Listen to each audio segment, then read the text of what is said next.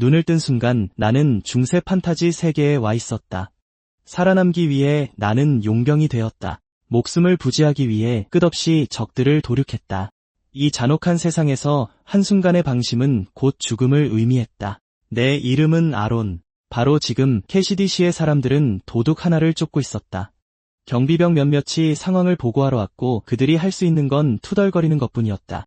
누가 알았겠어? 그 조용하던 녀석 한스가 이렇게 큰일을 벌일 줄이야. 어차피 그 자식 맘에 안 들었어. 그 한스 녀석 마법사잖아. 마법사들은 믿을 수가 없다니까 하나같이.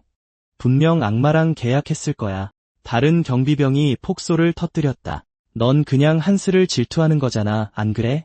그 녀석이 미남 칭호를 뺏어가서 말이지. 둘이 옥신각신하는 걸 보며 그들의 분대장인 나는 더없이 지루했다. 자리를 뜨면서 나는 약간 불안감을 느꼈다. 만약 한스가 잡히면 그놈은 죽은 목숨이나 다름없다. 캐시디시 경비대 본부에 비가 쏟아져 내렸다. 경비대장 마누엘은 나의 지각에 분노했다. 늦잠을 잤든 안 잤든 그건 중요한 게 아니야. 듣자 하니 범죄자 한스와 꽤 친했다더군. 사실인가? 솔직히 한스는 이 무지한 중세 세계에서 몇 안 되는 똑똑한 녀석이었다.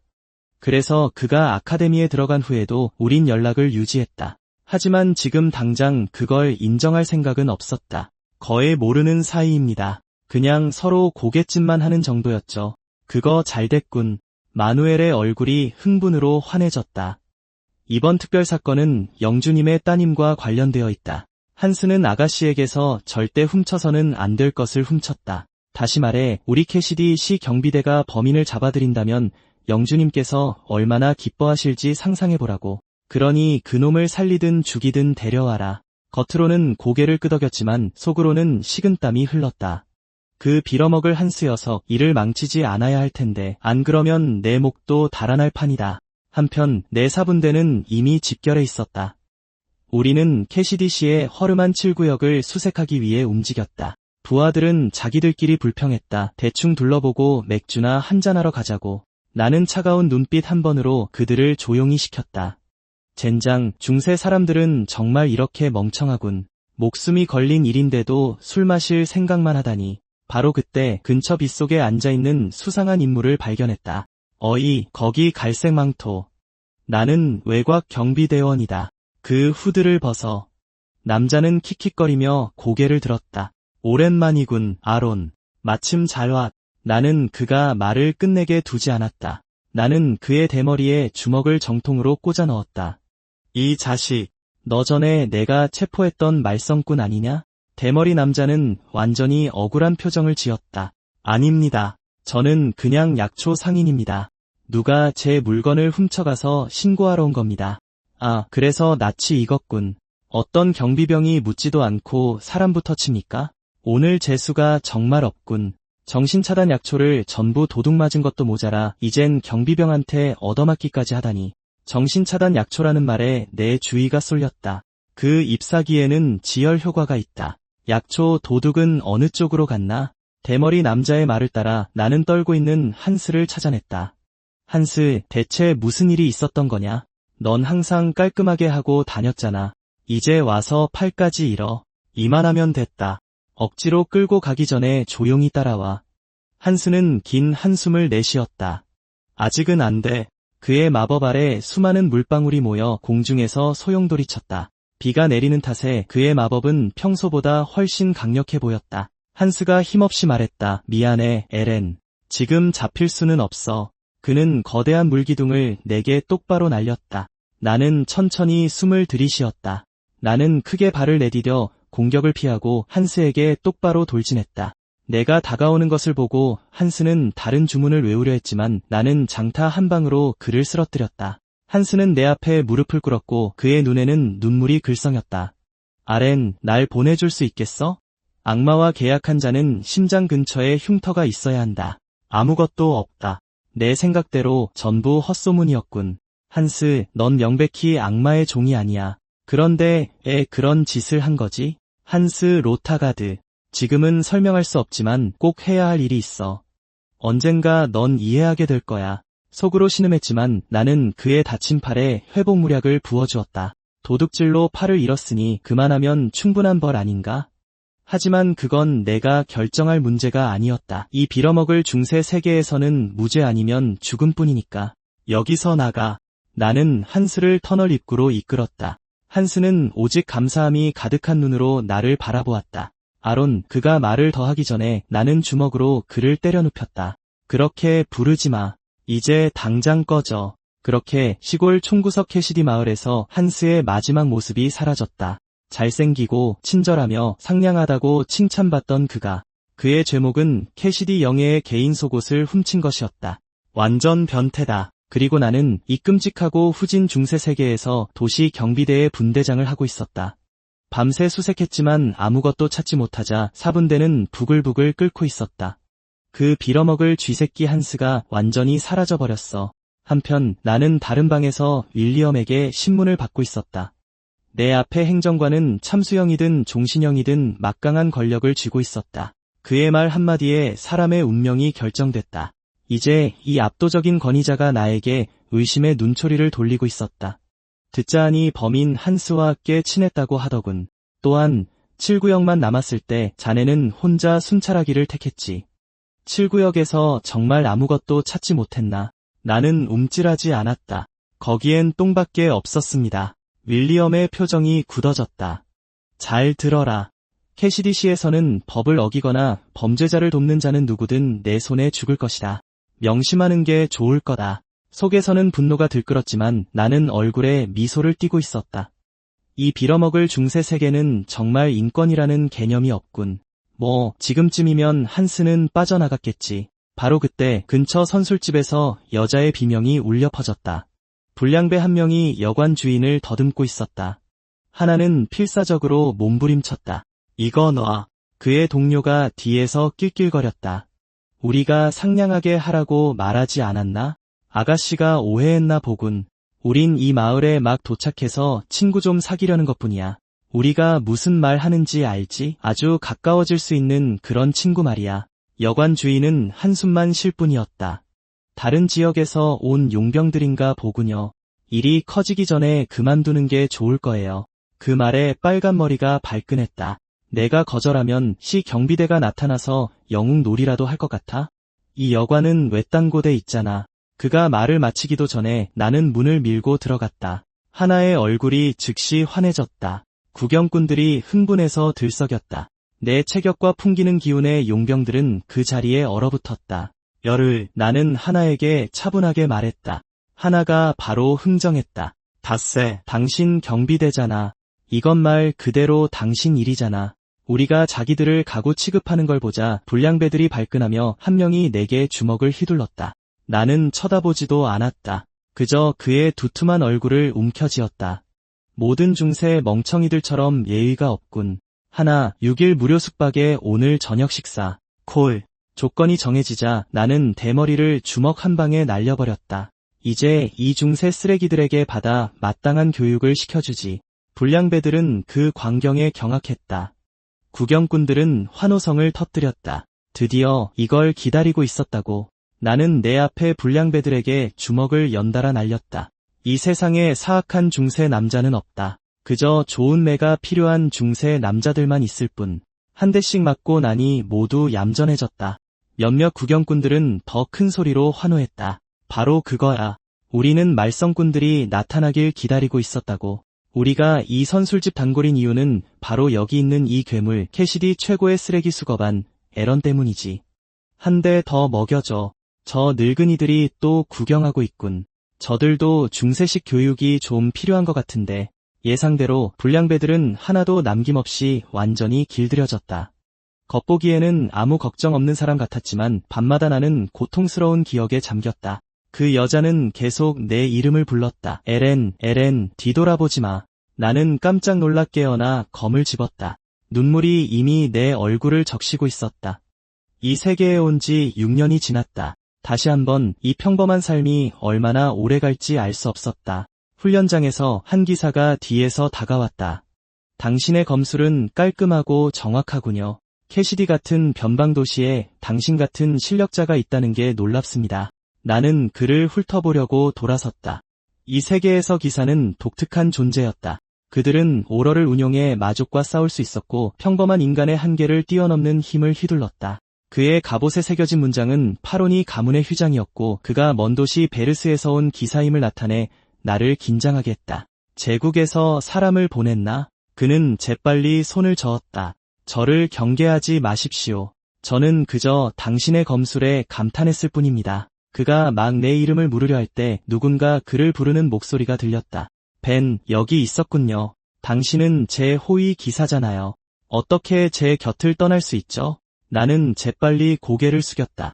외성경비대 분대장 에런 캐시디의 비비안 영에게 인사드립니다. 만나서 반가워요, 에런 분대장. 제 개인 물품 때문에 꽤 고생하셨다고 들었어요. 죄송하게 됐네요. 저희는 이만 가볼게요. 벤경이 당신의 훈련을 너무 오래 방해한 것 같군요.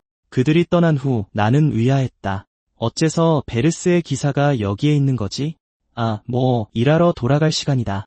에런, 이 자식, 지옥에나 가버려. 장면은 캐시디 시내로 바뀌었다. 마누엘은 온갖 욕설을 퍼부었다. 이 머저리 같은 놈. 내 놈이 시내에서 고용한 용병들을 반쯤 죽여놨잖아. 이걸 어떻게 책임질 거냐? 이번 일은 내가 알아서 처리해. 그자들이 시내에서 고용한 용병인 줄은 정말 몰랐습니다. 들어와. 안에서 목소리가 들려왔다. 또 너냐, 에런. 분대장이란 놈이 사사건건 문제를 일으키고 다니고. 일하기 싫으면 그만둬. 남들한테까지 피해주지 말고. 목소리의 주인은 캐시디 시의 행정관이자 도시에서 가장 성질이 급한 노포였다. 나는 그녀가 진정할 때까지 계속 사과하는 수밖에 없었다. 요약하자면 그 용병들은 원래 버트시로 가는 마차를 호위할 예정이었고 이제 그 일이 내게 떨어진 것이다. 그렇게 나는 마차 호위대에 합류하게 되었다.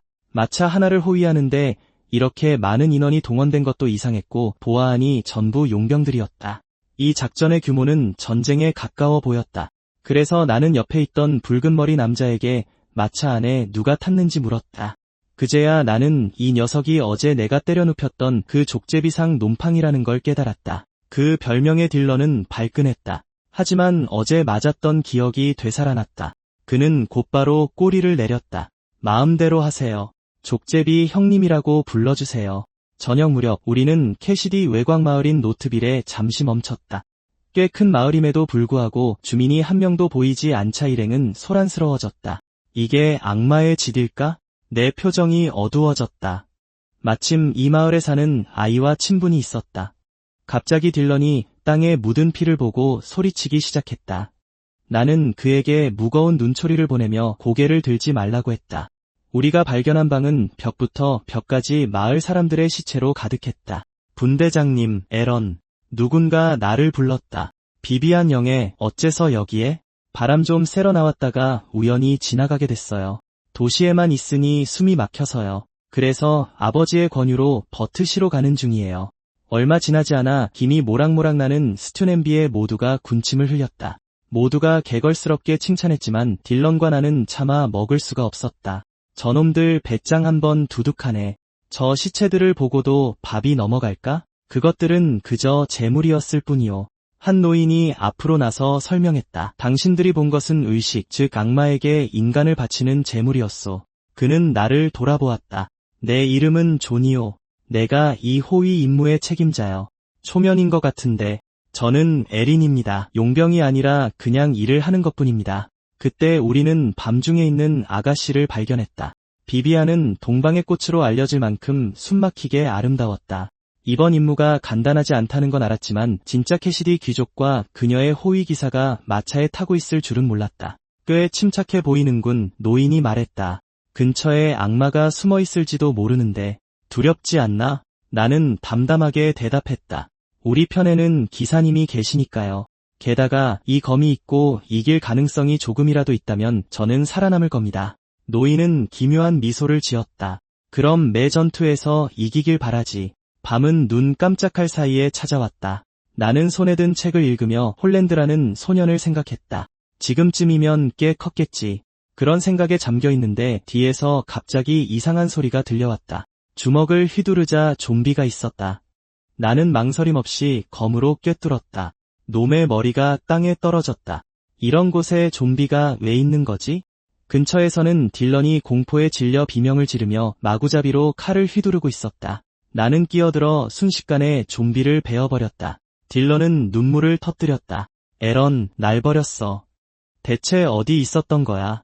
용병이든 병사든 모두가 마치 마법에 맞은 것처럼 정신을 잃고 깨어나지 못했다. 그때 모든 게 이해됐다. 우리 둘만 멀쩡한 걸 보면 스튜에 무언가 들어있었던 게 틀림없어. 독은 아니고 수면제겠지. 그렇다면 목표는 아마도 누군가를 산채로 잡으려는 거겠군. 바로 그때 옆에 있던 딜런이 몸을 떨기 시작했다. 좀비 떼가 우리에게 다가오고 있었다. 나는 으르렁거리는 괴물들을 보고도 움찔하지 않았다. 이 느려 터진 좀비들로 몸이나 풀자. 나는 검을 쥐고 종이장처럼 언데드를 베어나갔다. 그 육중한 공포의 존재들이 모두 쓰러지는 데는 그리 오랜 시간이 걸리지 않았다.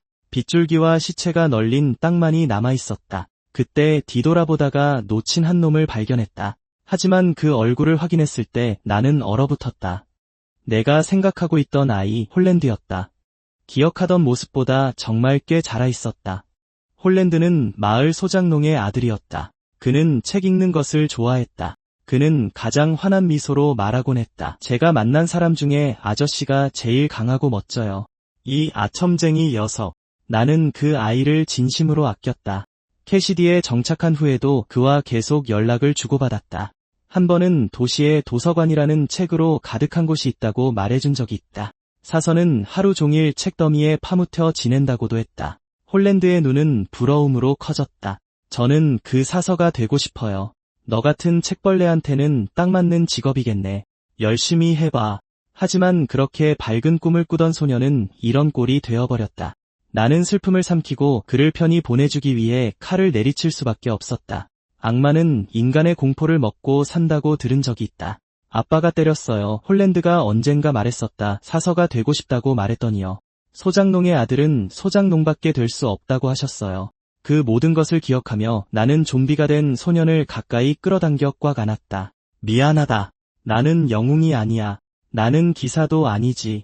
그저 변방도시의 경비대원일 뿐이다. 그때쯤 딜런은 모든 용병을 깨우는데 성공했다. 그들은 좀비 무리를 향해 전투에 뛰어들었고 그때 아가씨가 머물던 곳에서 격렬한 폭발이 일어나며 불길이 하늘로 치솟았다. 이제 편히 쉬어라, 홀랜드. 내가 떠난 후에는 다시는 이런 일이 널 찾지 않기를 바란다. 이 빚은 내가 대신 갚아주마. 같은 시각 비비안의 호위들은 하나둘씩 쓰러져 가고 있었다. 기사 벤만이 홀로 서 있을 뿐이었다. 누군가 아가씨를 탐내고 있다는 소문이 있었지. 그래서 우리 도시 버트로 보내고 있었던 건데 설마 그 소문이 사실일 줄이야. 이렇게 조용히 도시를 떠났는데도 기어코 우리를 찾아냈군. 하지만 아가씨를 지키기 위해 검을 드는 것, 그것이 바로 기사의 기쁨이자 꿈이지. 다음 상대가 혐오스러운 악마라 한들 무슨 상관이겠나? 악마 쿠탄이 희미하게 미소 지었다. 기사치고는 말이 많군. 시간을 끈다고 내 상처가 낫지는 않을 텐데. 내 독이 묻은 칼에 찔렸을 뿐만 아니라 스튜도 먹었지. 그 약 때문에 지금쯤이면 슬슬 졸릴 시간일 텐데. 아직도 기회가 있다고 생각하나? 쿠탄에 악마에게 먹힌 팔이 꿈틀거렸고 그 안에서 수많은 눈알이 꿈틀대며 움직였다. 그리고 그는 전력을 다해 벤에게 달려들었다. 벤은 온 힘을 다해 맞섰지만 그의 오러는 평소의 절반에도 미치지 못했다. 하지만 상관없었다. 쿠탄의 몸 중 악마에게 잠식되지 않은 부분을 공격하면 그만이었다. 하지만 벤이 쿠탄의 목에 검을 꽂아 넣는 바로 그 순간 붉은 손이 이미 그의 목을 감싸고 있었다. 가소롭군. 육체를 공격하면 내가 죽을 거라 생각했나? 나는 위대한 쿠탄이다. 고작 기사 따위가 정말로 날 이길 수 있을 거라 생각했느냐? 벤이 질식사하기 직전 마침내 내가 도착했다. 홀랜드의 복수를 하러 왔다. 착하게 그냥 죽어라. 더 할 말은 없다. 나는 악마의 머리를 향해 곧장 검을 휘둘렀다. 그는 격분했다. 핏빛 손이 내 칼날을 내리쳤다. 내 놈은 대체 뭐냐? 내 공격은 쿠탄의 머리에 적중했고 피가 뿜어져 나왔다. 그의 팔이 부풀어 오르기 시작했다. 젠장, 기사도 아닌 놈에게 귀한 피를 낭비하다니. 당장 저 계집을 넘겨야 하는데. 나는 분노에 차올라 그에게 숨 쉴 틈도 주지 않았다. 홀랜드의 복수를 하겠다. 나는 순식간에 악마의 압도적인 힘에 밀려났지만 그의 가슴에 거대한 상처를 새기는 데는 성공했다. 어디 한번 재생해보시지. 한번 재생하면 또 베어주마. 쿠타는 고통에 울부짖었다. 그는 나를 두려워하기 시작했다. 파란의 악마가 그의 피를 빨아먹기 시작했기 때문이다. 이대로 가다간 그를 완전히 집어삼킬 것이다. 꽤나 강한 척하더니만 알고 보니 별거 아니었잖아. 한 번 더 홀랜드의 복수다. 쿠타는 간신히 공격을 막아내며 떨기 시작했다. 홀랜드가 누구냐? 이렇게까지 무리하는 거지? 그리고 너 분명 기사도 아닌데 어째서 이렇게 강한 거냐? 쿠타는 마침내 한계에 다다랐다. 내가 막타를 날리려던 순간 저녁 식사 때 봤던 노인이 내 앞을 가로막았다. 놀랍지도 않은 일이었다. 언제쯤 얼굴을 내밀까 궁금했거든. 노인은 칼을 휘두르며 맹렬하게 내게 달려들었다. 내 놈만 방해하지 않았어도 진작에 끝났을 것을. 우리가 격돌하는 동안 쿠타는 그 틈을 타 서서히 회복하기 시작했지만 악마는 이미 그의 몸 절반 이상을 잠식한 상태였다. 너무 늦었어. 이제 내 몸은 필요 없다. 이미 훨씬 더 맛있는 그릇을 점 찍어 뒀거든. 한편 내 검은 거센 압박을 이기지 못하고 산산조각 났다. 노인이 승리를 손에 넣었다고 생각한 바로 그 순간 나는 몸을 돌려 그의 머리에 주먹을 그대로 꽂아 넣었다. 의식을 잃으면서 그는 나 같은 괴물을 만난 불운을 탓하는 게 마지막 생각이었다. 이때쯤 나는 완전히 지쳐 있었다.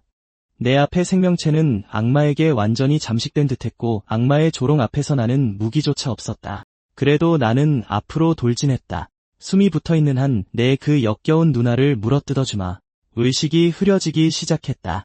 악마의 표정이 위협에서 흥미로 바뀌는 것을 느꼈다. 봉인되었던 기억들이 내 마음속에서 펼쳐지기 시작했다. 용병 시절 함께 싸웠던 쓰러진 동료들. 그들이 남긴 절망이 악마의 연료가 되었다. 무언가 잘못되었음을 느끼고 나는 정신을 차렸다. 내 주변은 혼란스럽고 피로 흠뻑 젖어 있었다. 벤은 내가 의식을 되찾는 것을 보고 달려와 내 상태를 물었다. 자네의 숨소리가 점점 약해지더군. 죽은 줄 알았네. 내 몸을 확인해 보았다.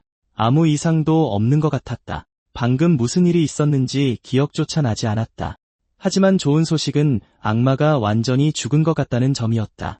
아무렴 어때? 결과만 좋으면 됐지. 생각해보니 그 악마는 왜 우리 철없는 아가씨를 노렸을까?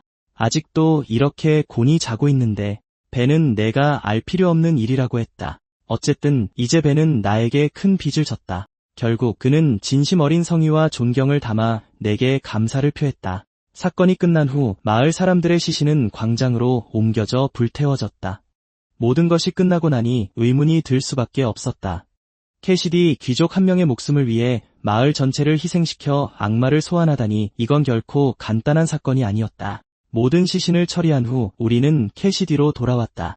우리는 외부 세계의 벤이 악마를 처리했다고 말했다. 어차피 우리 둘 말고는 다른 목격자도 없었으니까. 나는 그게 딱 좋았다. 내가 악마와 접촉했다는 소문이 퍼지면 상황만 더 나빠질 테니까.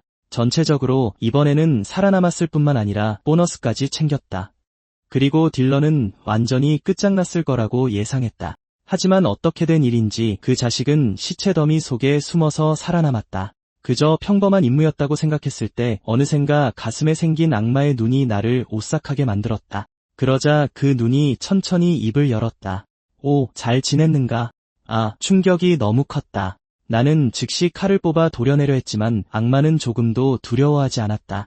오, 거기 좋아. 조금만 더 위로. 결국 나는 침대 위에 맥없이 쓰러졌다.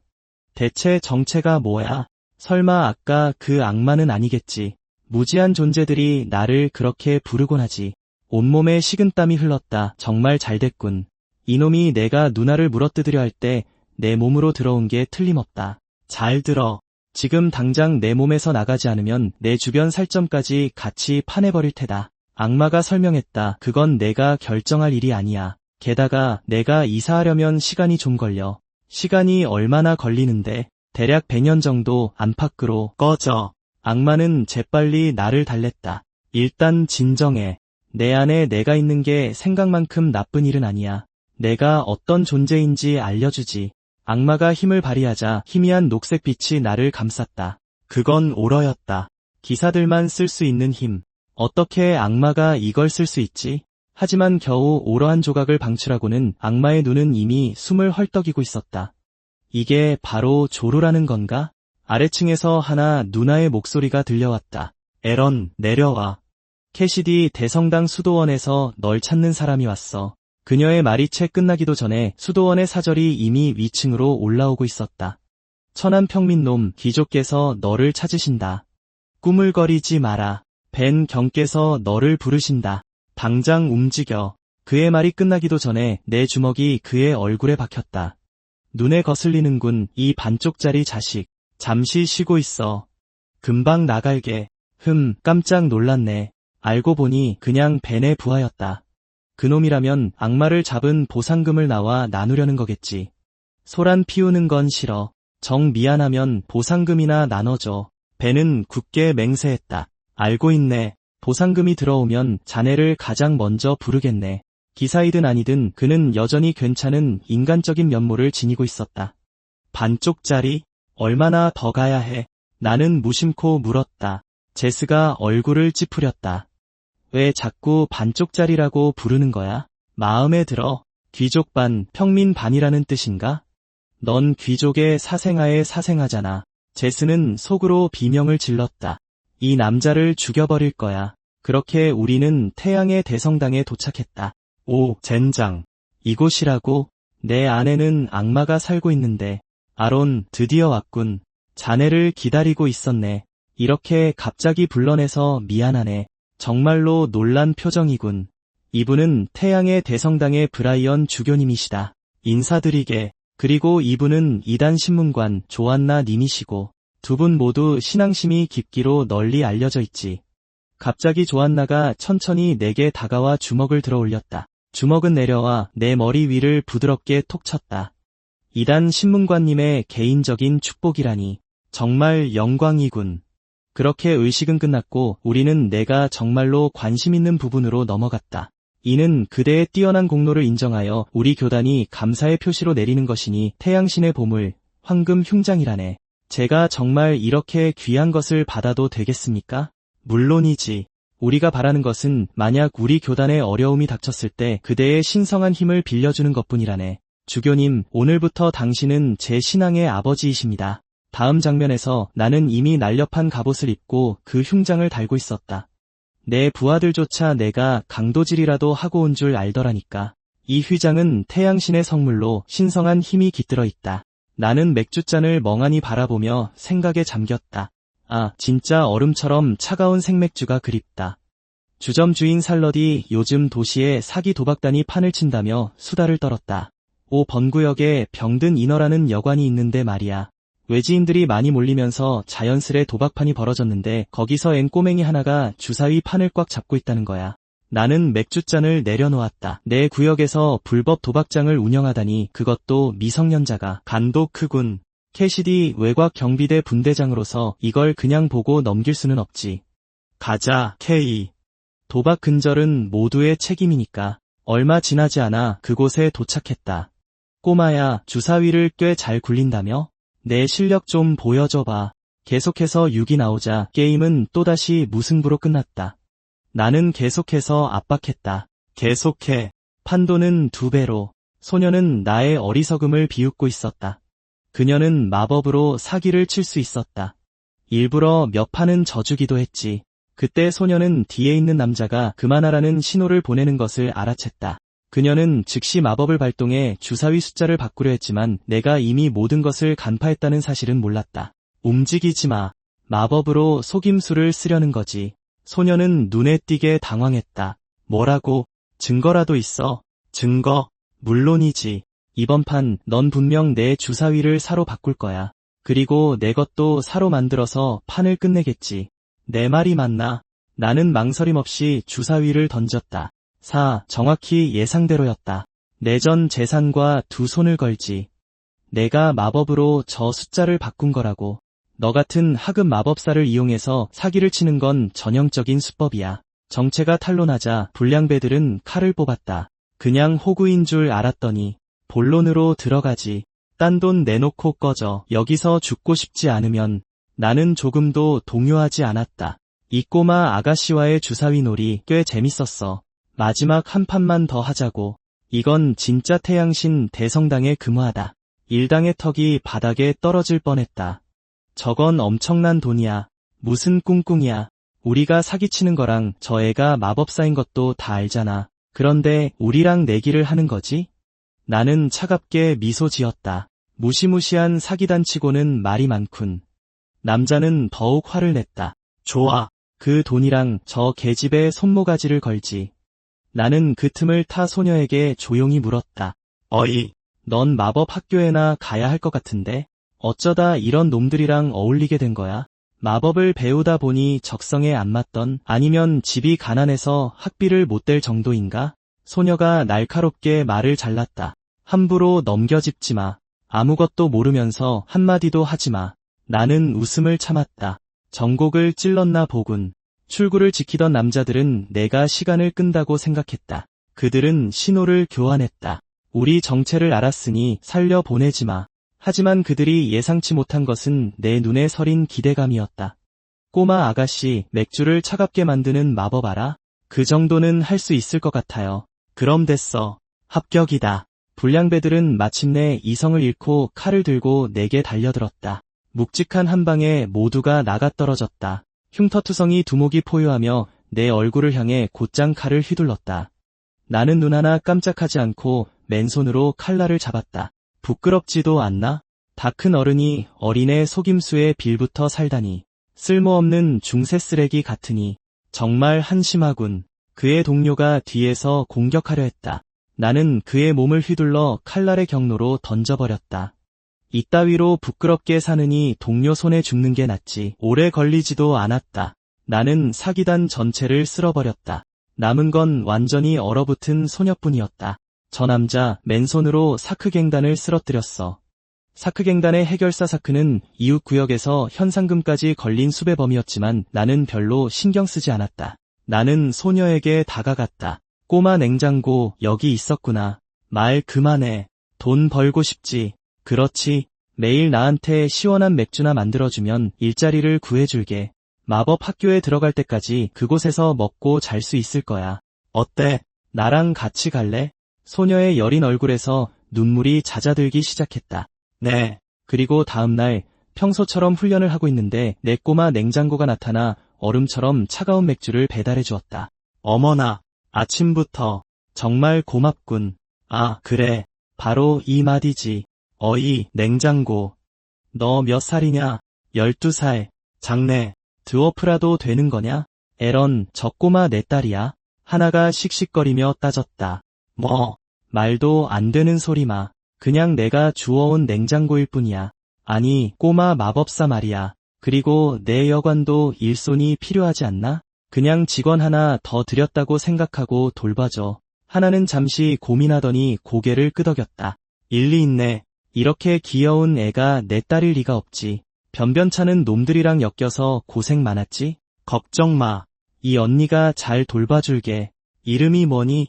칸나. 이름도 예쁘네.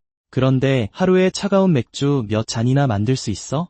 더도 말고 덜도 말고 하루에 300잔. 어때? 언니가 2배로 쳐줄게. 중세 경비대장으로서 나의 아침은 지휘관에게 보고하는 것으로 시작해서 평화를 유지하기 위한 시장 순찰로 이어졌다. 그러면서 중세 꼰대들이 내 등 뒤에서 험담하는 걸 듣고 밀수업자들에게서 푼돈 좀 뜯어내고 캐시디 시의 외성문을 관리하며 들어오는 모든 이들을 철저히 검문했다. 이상하네. 오늘은 들어오려는 사람이 한 명도 없잖아. 통행세가 너무 비싼가? 그때 등 뒤에서 음산한 목소리가 들려왔다. 카넬리아, 꽃은 시들지 않는다. 나는 눈 하나 깜짝하지 않았다. 스카가 또 너더러 날 찾아오라고 시켰냐? 그분의 이름을 직접 언급해서는 안 됩니다. 그분은 바로 이 캐시디 씨의 그림자이십니다. 나는 바보를 쳐다보는 눈빛으로 그를 바라봤다. 용건이나 말해. 남자는 최근 캐시디 씨의 낯선 외부인들이 여러 나타났다고 설명했다. 조사에 따르면 이 외부인들은 상인으로 위장하고 수상한 행동을 보이고 있었다. 이 서신을 읽어주십시오. 그림자 왕께서 직접 쓰신 것입니다. 그들이 시에 들어온 지 사흘이 되었습니다. 나는 쳐다보지도 않았다.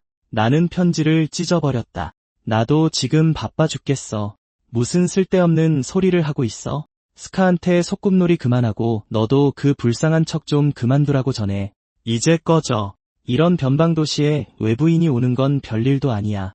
여기서 무슨 큰일이라도 나겠어? 바로 그때 마차 한 대가 천천히 문으로 다가와 들어오려고 했다. 나는 마부를 쳐다보며 불길한 예감을 느꼈다. 이 자식 너무 수상하게 생겼잖아. 그 자리에서 바로 끌고 갈지 고민하던 중 구오트가 나섰다. 돌루에누아 또 오셨군요. 대장님, 이분은 모자이크 상단의 상인 돌루에누아입니다. 얼마 전문 검문 때 만났었습니다. 돌루에누아는 능글맞은 미소를 지었다. 경비대장님, 풍채가 참으로 늠름하십니다. 밤낮으로 이 도시를 지키시느라 정말 고생이 많으십니다. 은하를 보자 이가 갈렸다. 이 자식 참 친절하기도 하지. 앞으로는 형님이라고 불러라. 구오트가 다가와 조용히 물었다. 돌루에누아, 지난번에 줬던 그거 아직 있어? 돌루에누아는 보라색 알약이 든 작은 병을 꺼냈다. 구오트의 지친 눈이 즉시 빛났다. 고맙다. 이것만 먹으면 드디어 밤새 푹 잘 수 있겠어. 어이, 대장. 이거 훔쳐갈 생각은 꿈도 꾸지 마셔. 나는 여전히 의심스러운 눈초리로 돌루에누아를 쳐다봤다. 동생, 그래도 시에 뭘 들여오는지 확인은 해야지. 그가 살짝 움찔하는 것을 보고 나는 그의 목에 있는 보라색 문신도 발견했다. 구오트가 코를 막았다. 대장님, 이리 와보세요. 이게 대체 뭡니까? 마차 전체가 피투성이 염소 사체로 가득했다. 사체는 상태가 끔찍했고 구더기가 들끓고 있었다. 푸죽간 주인이 받아줄 만한 게 아니었다. 이대로 가다간 마차 자체가 무너질 판이었다. 이걸 다 어쩔 셈이야. 내가 따져 물었다. 돌루에누아의 표정이 어두워졌다. 수년간 거래해온 푸죽간 주인이 갑자기 돌아가셔서요. 그래서 이렇게 상태가 안 좋아졌습니다. 진작 그렇게 말하지 그랬어. 안 됐구만. 캐시디에 온 걸 환영한다. 돌루에누아가 문을 통과하는 순간 그의 표정은 완전히 바뀌었다. 멍청한 놈들. 머지않아 이 도시를 지상지옥으로 만들어주마. 내가 이미 그를 의심하기 시작했다는 걸 그는 전혀 몰랐겠지. 밖에서는 몸조심해라, 동생아. 이 중세 세상에서는 기억해, 순수하거나 죽거나 둘 중 하나야. 장면은 경비병 몇 명이 모여 점심을 먹는 곳으로 바뀌었다. 분리가 살로디 내일 있을 처형식에 자기를 초대했다고 말했다. 그 말에 나는 참수형을 구경하는 걸 데이트 삼아 즐기는 중세인들의 사고방식에 고개를 저었다. 분리는 또 살롯에게 어머니가 만드신 붕어빵을 가져다줄 계획이라고 했다. 다른 모두는 즉시 역겨운 표정을 지었다. 그 어머니께 무례하게 굴고 싶진 않지만 그 끔찍한 붕어빵은 데운 쓰레기 같은 맛이 난다. 그중 2병 전령이 채 말을 끝내기도 전에 나는 그를 한 방에 쓰러뜨렸다. 아무래도 스카가 날 찾고 있나 보군. 아무튼 분리 행복하길 바란다. 다른 남자는 잘난 체하는 10대 같은 기운을 풍겼다. 나의 친우여, 기다리고 있었다네. 우리의 맹세를 기억하는가? 너는 빛 속에서, 나는 그림자 속에서 함께 캐시디 씨를 지배하리라. 그가 말을 끝내기도 전에 내 표정만으로도 그를 조용히 시키기에 충분했다. 죽고 싶어 환장했나? 내가 밥 먹는데 와서 귀찮게 굴어? 그리고 이 우스꽝스러운 모자는 또 뭐야? 다들 완전 바보처럼 입었군. 정말 못 봐주겠네. 자경단입니다. 기껏해야 순찰이지. 그림자의 왕은 무슨 얼어 죽을. 속꿉장난 그만두라고 하지 않았나? 스카는 외부인 몇몇이 아주 수상하게 행동하는 걸 발견했다고 서둘러 설명했다. 그자들은 움직일 때마다 자기 부하들 눈에 띄지 않으려고 일부러 애를 썼다고 한다. 곧 무슨 일이 일어날 겁니다. 경계를 늦추면 안 됩니다. 나는 손을 뻗어 그의 귀를 잡아챘다. 내가 뭔데? 경비대가 알아서 처리할 거다. 내 일이나 신경 써. 요즘 목공소에 안 나간다고 들었다. 내 아버지 제이슨이 정말 괜찮다고 하시더냐? 그 말에 자칭 캐시디 씨의 그림자라는 놈은 부하들을 전부 이끌고 허둥지둥 도망쳤다. 하지만 나 역시 그의 말을 마음에 담아두었다. 이제부터 경계를 늦추지 않는 게 좋겠어. 장면이 전환되었다. 나는 친한 친구의 집에 도착했다. 사형집행인 다리우스는 이 도시에서 속옷 도둑놈을 제외하면 내가 유일하게 제대로 대화할 수 있는 사람이었다. 그의 아들 테드는 착한 아이였다. 나는 그들을 위해 사과를 가져왔다. 다리우스는 한스의 상황을 한탄했다. 그렇게 착한 아이가 하룻밤 사이에 범죄자가 되다니. 우리는 잠시 이야기를 나눴다. 사형집행인답게 다리우스의 집은 늘 침울했다. 그의 직업은 사람들이 영원히 거리를 두게 만들었다. 나는 그런 건 전혀 신경 쓰지 않았다. 나는 며칠 후 처형장에서 그의 최고의 기술을 뽐내라고 격려했다. 한편 캐시디 씨의 뒷골목에서는 그림자 같은 인물들이 모여 비밀스러운 대화를 나누고 있었다. 우리 작전은 내내 스카의 감시를 받았고 지난번 쿠탄의 기습도 실패로 끝났다.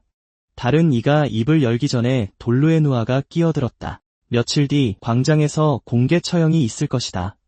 우리는 그 기회를 이용해 캐시디 영예의 심장을 손에 넣어야 한다. 그들 바로 옆에서는 구호태가 깊이 잠들어 가끔 잠꼬대를 하고 있었다.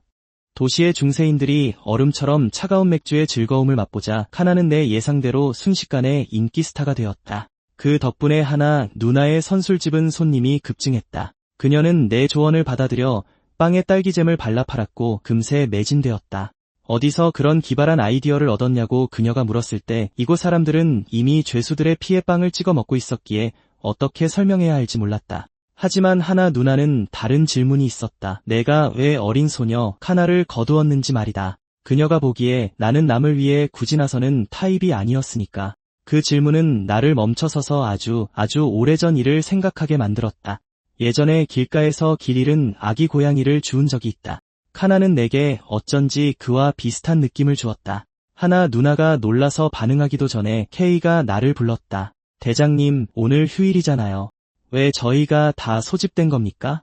설마 맥주랑 빵 팔려고 온 건 아니겠죠? 제보 편지가 들어왔다고 설명했다. 잠복 근무라고 생각해라. 수상한 점이 있으면 즉시 나에게 보고해. 근데 왜 너랑 폴뿐이야? 다른 애들은 다 어디 갔어? 케이는 분리는 분명 살롯이랑 수다 떠느라 바쁠 거고 구호태는 분명 뻗어서 자고 있을 거라고 무미건조하게 대답했다. 장면이 앞으로 넘어갔다. 처형일이 거의 다가왔다. 테드는 어찌된 일인지 감옥에 들어가 불안에 떠는 죄수들을 진정시키고 있었다. 여러분, 걱정할 거 없어요. 우리 아빠는 이미 수백 개의 머리를 잘라봤거든요. 걱정 마세요. 완전히 고통 없이 깔끔하게 한 번에 끝내주실 거예요. 죄수들은 더 이상 참지 못하고 미친 듯이 울부짖기 시작했다. 하지만 재갈이 물려있어서 그들이 무슨 말을 하는지 아무도 알아들을 수 없었다. 친애하는 고객 여러분, 시간이 거의 다 되었습니다. 이발이 곧 시작됩니다. 참수형이 진행되고 있었다. 키가 크고 위풍당당한 사형 집행인이 칼을 들어 내리쳤다. 피가 호를 그리며 튀었고 아래의 군중은 환호성을 터뜨렸다. 이 썩어빠진 중세시대에 공개처형은 시민들의 오랫동안 억눌린 분노의 배출구 역할을 했다. 또한 통치자들의 권위와 지배력을 과시하는 것이기도 했고 이번 처형식은 평소보다 훨씬 더 큰 정치적 의미를 지녔다. 이번에 내가 잡은 범인은 컬러슨 귀족의 살인자였고 영주님은 컬러슨과 관계를 맺는 중이었다. 그래서 내 상관들은 이번에는 절대 잘못되면 안 된다고 거듭 경고했다. 어째서인지 그녀가 그렇게 말하는 걸 들으니 이번 처형식에서 뭔가 잘못될 거라는 강한 예감이 들었고 아니나 다를까 익숙한 얼굴이 시야에 들어왔다. 저 녀석 동생 아니야? 저 녀석이 여긴 어쩐 일이지? 돌루의 누아가 그 사악한 미소를 짓는 순간 거대한 폭발이 광장 중앙을 휩쓸었다. 시민들은 혼란에 빠져 사방으로 달아나기 시작했다. 젠장, 공격이다. 연기와 먼지 사이로 퍼파즈 영주님이 날아가는 게 보였다. 치안 유지는 외곽도시 경비대의 책임이기에 그 광경을 보고 나는 패닉에 빠졌다. 만약 영주님이 이 폭발로 돌아가시면 내 목이 다음 차례일 테니까. 벗어날 수 없는 의무에 묶여 있었기에 나는 앞으로 나아갔다. 광란에 빠진 군중을 마주한 경비대원들은 재빨리 사람들을 안전한 곳으로 유도하기 시작했다. 나는 불길 속으로 뛰어들어 겁에 질린 아이 둘을 위험에서 구해냈다. 그러고는 다른 사람들에게 망토를 쓴 수상한 자를 본 사람이 있는지 물었다. 그때 비비안을 품에 안고 몰래 빠져나가는 돌루의 누아를 발견했다. 젠장, 또 아가씨가 목표인가? 외곽도시 경비대 사반은 나를 따르라. 용의자를 쫓는다.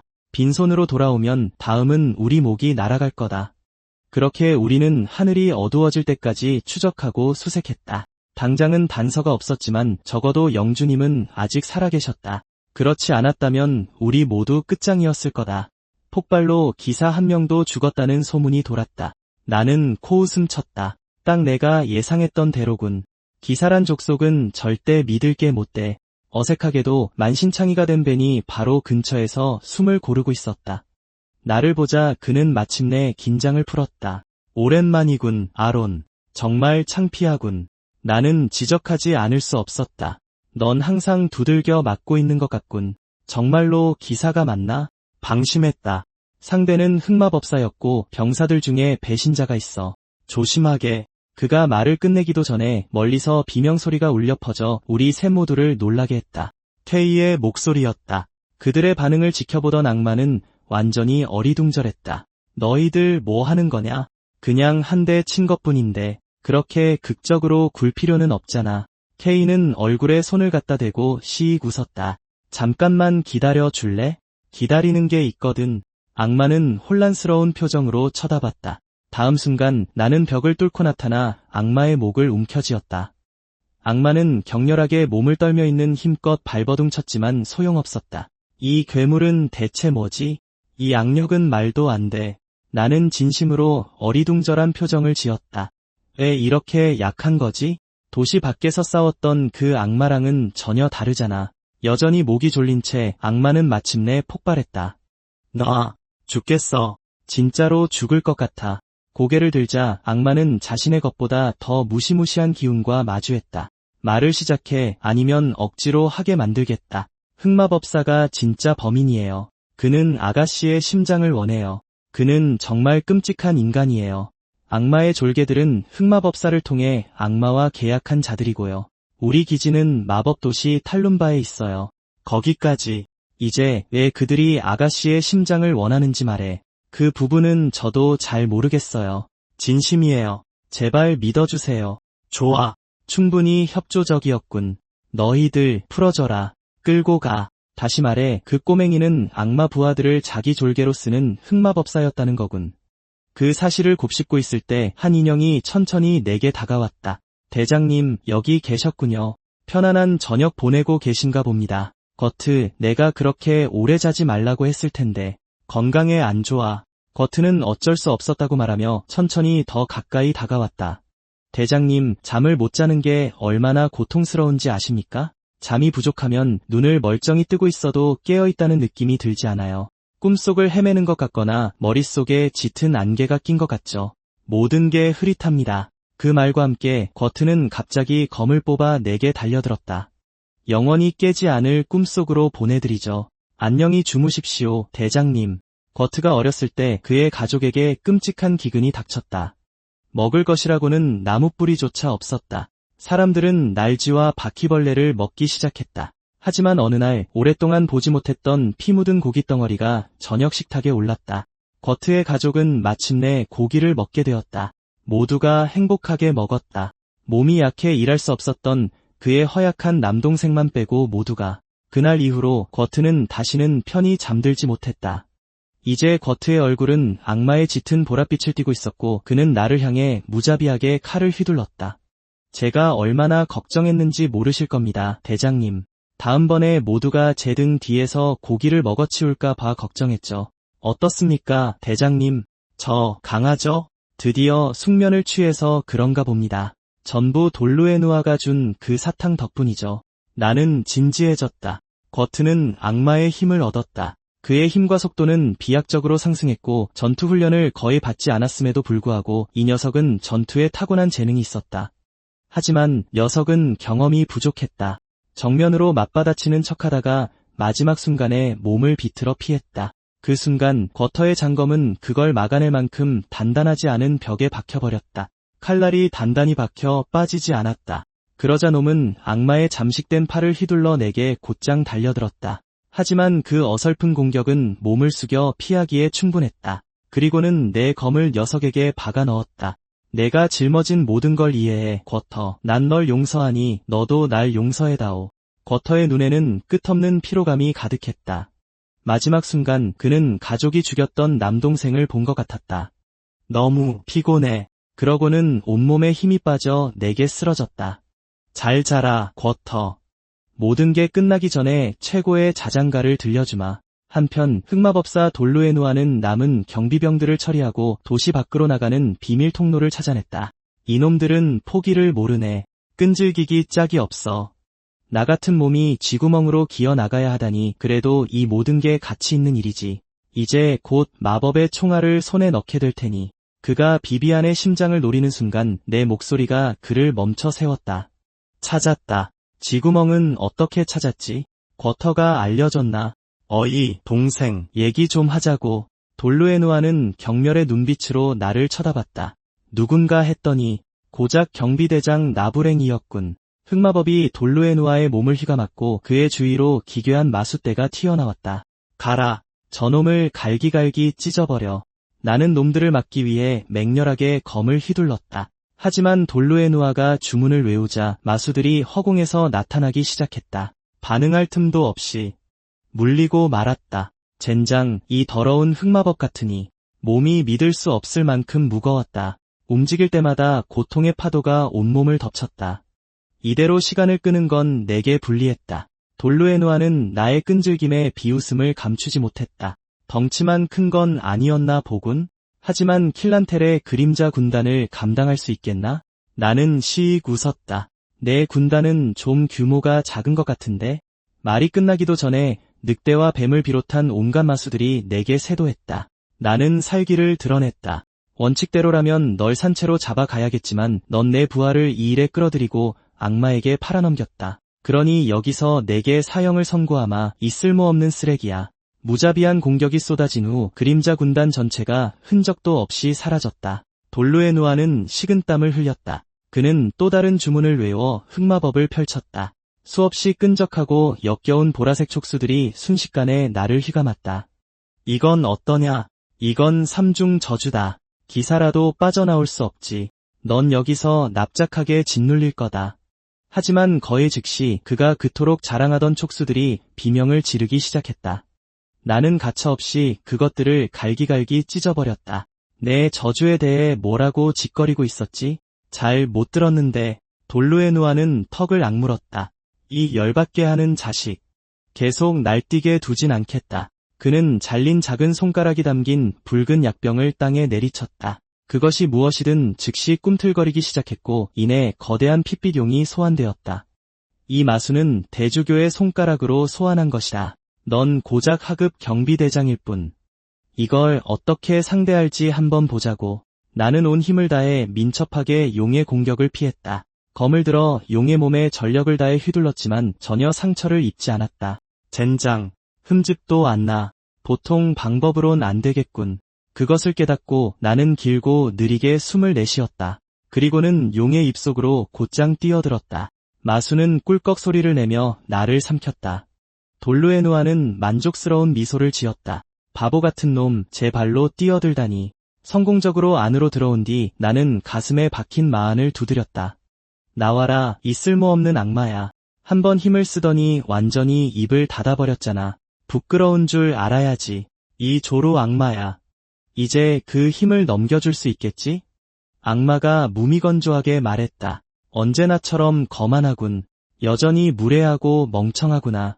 힘을 빌려줄 순 있지만 조건이 하나 있다. 다시는 나를 조로라고 부르지 마라. 무슨 뜻인지는 모르겠지만 듣기 아주 불쾌하군. 다음 순간 내 손에서 푸른 빛이 번쩍였다. 그 에너지가 번개처럼 내 온몸을 꿰뚫었다. 핏빛 용의 몸에 희미한 푸른 상처들이 피어나기 시작했다. 그 거대한 생물조차 포효하며 거칠게 몸부림쳤다. 이것이 오러였다. 얼마 지나지 않아 용은 조각조각 잘려나갔다. 돌루에누아는 나의 힘에 할 말을 잃었다. 말도 안 돼. 저놈이 기사라고? 너 대체 정체가 뭐냐? 왕가에서 보낸 자냐? 어떻게 알았지? 그가 말을 끝내기도 전에 나의 모든 존재감이 그를 짓눌렀다. 그리고 깨끗하고 단호한 검격이 그의 머리를 날려버렸다. 내 진짜 정체는 동네 경비병이다. 이 비참한 쓰레기 자식아. 하지만 모든 게 끝났다고 생각한 순간 돌루에누아의 입술에서 악마의 기운이 새어나오기 시작했다. 강력한 마법진이 바로 내 등 뒤에서 터져나왔다. 나는 긴장했다. 흑마법 함정, 죽어야만 발동하는 것이다. 격렬한 검보라색 빛이 하늘로 솟구쳤다. 나는 즉시 비비안을 끌어당겨 보호했다. 나쁜 소식은 이게 정말 끝일지도 모른다는 것이었다. 그 괴물이 이미 나를 노리고 있는 것을 보고 나는 비비안을 붙잡고 달렸다. 더 이상 갈 곳이 없자 나는 그녀를 내려놓을 수밖에 없었다. 막 검을 뽑아 괴물과 정면으로 맞서려던 순간 멀리서 목소리가 울려 퍼졌다. 엄청난 힘이 괴물에게 부딪혀 땅에 쓰러뜨렸다. 성기사였다. 비비안의 이름을 미친 듯이 부르며 이단 신문관도 도착해 있었다. 두 사람은 으르렁거리는 괴물을 향해 곧장 합동 공격을 퍼부었다. 나는 나무 뒤에서 지켜보았다. 비비안이 정신을 차리려는 것을 보고 지금 상황에서는 내가 그녀를 납치한 범인으로 오해받을 수 있겠다는 생각이 들었다. 나는 손을 뻗어 그녀를 다시 기절시킬 수밖에 없었다. 조금 너무 세게 쳤나. 이걸 덮어두는 게 낫겠어. 모든 것이 처리되자 나는 조용히 빠져나왔다. 경비대장, 퇴근합니다. 안녕. 기사와 신문관이 괴물을 처리했을 때쯤 날이 밝아왔다. 기사는 몸을 떨며 눈물을 터뜨렸다. 아가씨, 어디 계십니까? 그때 신문관이 나무들 사이로 비비안의 실루엣을 발견했다. 아가씨, 괜찮으십니까? 설마 죽은 건 아니겠지? 일주일 후 흑마법사의 계략은 완전히 밝혀졌고 수색대는 풀이 죽어 여관으로 돌아왔다. 그가 흑마법사인 줄 우리가 어떻게 알았겠어? 어쨌든 상황은 정상으로 돌아왔다. 독수리처럼 공중을 날았던 영주님은 기적적으로 무사했다. 그의 딸 비비안도 무사히 돌아왔다. 게다가 나의 조작된 증언 덕분에 구호태의 죽음은 악마와의 전투에서 영웅적인 희생으로 기록되었다. 이 덕분에 그의 가족은 사망 위로금을 받았다. 대원들은 깊이 감동했다. 구호태는 악마에게 정면으로 돌진할 만큼 정말 용감했어. 나도 그처럼 되고 싶어. 나는 조용히 구호태를 위해 잔을 들었다. 그때 K가 구호태의 자리를 채울 신병이 온다고 언급했다. 익숙한 인물이 문을 박차고 들어왔다. 외곽 경비대 제4분대 신입대원 딜런, 명 받았습니다. 이 꼬맹이 녀석이야. 형님과 이렇게 운명처럼 계속 엮이다니 믿을 수가 없네요. 그는 여전히 수다쟁이였다. 아, 맞다, 여러분. 제가 하룻밤에 좀비 수천 마리를 죽인 적이 있습니다. 제가 아니었으면 에런 형님조차도. 하나는 전혀 온기 없이 그를 맞이했다. 여기 특별한 걸 좀 넣은 맥주다. 그 말에 딜런은 허둥지둥 그녀를 말렸다. 하나 아가씨, 저번 일은 정말 죄송합니다. 그런 행동은 용병들의 전통 같은 거라서 저도 모르게. 하나가 웃음을 터뜨렸다. 그리고 그녀는 카운터 밑에서 석궁을 꺼내 들었다. 이 여관을 운영하면서 너 같은 쓰레기들은 거의 매일 상대해. 하지만 한 번만 더 이상한 짓 하면 내 이마 한가운데에 구멍을 뚫어주겠어. 어이, 족제비. 나는 딜런을 불러 세운 다음 그에게 검을 건넸다. 지금부터 넌 외곽 경비대 4분대 소속이다. 열심히 안 하면 끝장이야. 네, 알겠습니다. 제 모든 걸 바치겠습니다.